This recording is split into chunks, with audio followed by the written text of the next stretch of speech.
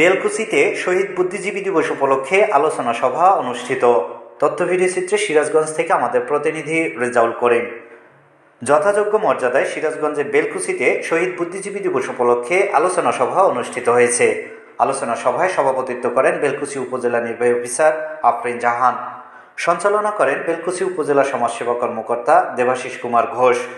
বুদ্ধিজীবী দিবস উপলক্ষে আলোচনা সভায় বক্তব্য রাখেন বেলকুচি থানার ভারপ্রাপ্ত অফিসার ইনচার্জ মোহাম্মদ জহুরুল হক, বেলকুচি উপজেলা প্রাণী সম্পদ কর্মকর্তা মোহাম্মদ নাজমুল হাসান, বেলকুচি উপজেলা প্রকৌশলী কর্মকর্তা মোহাম্মদ আলমগীর হোসেন, উপজেলা যুব উন্নয়ন কর্মকর্তা জহুরুল ইসলাম, বেলকুচি উপজেলা রিপোর্টার্স ক্লাবের সভাপতি মোহাম্মদ রেজাউল করিম, বেলকুচি উপজেলা বৈষম্য বিরোধী ছাত্র আন্দোলনের প্রধান সমন্বয়ক মোহাম্মদ মুসা হাশমি সহ বিভিন্ন পর্যায়ের নেতৃবৃন্দ আলোচনা সভায় বক্তারা রিপোর্টার বাংলা টিভিকে বলেন, 1971 সালের 14 ডিসেম্বর বুদ্ধিজীবীদের হত্যা করে জাতিকে ব্যর্থ করাই ছিল স্বাধীনতা বিরোধীদের লক্ষ্য। 71-এর 25শে মার্চ কালো রাত থেকে শুরু করে মুক্তিযুদ্ধের পুরোটা সময় বুদ্ধিজীবীদের হত্যা করে পাকিস্তানি বাহিনী।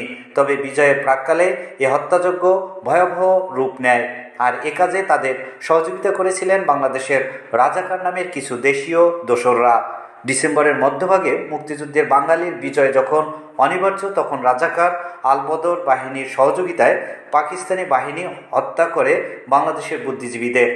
উদ্দেশ্য ছিল বাংলাদেশকে পঙ্গু করে দেওয়া।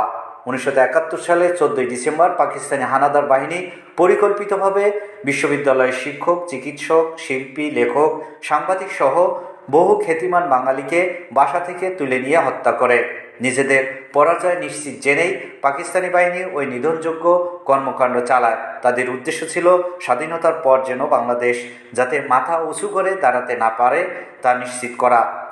শরীরে নিষ্ঠুর নির্যাতনের চিহ্নসহ জাতির শ্রেষ্ঠ সন্তানদের লাশ পাওয়া যায় মিরপুর ও রায়েরবাজার এলাকায়।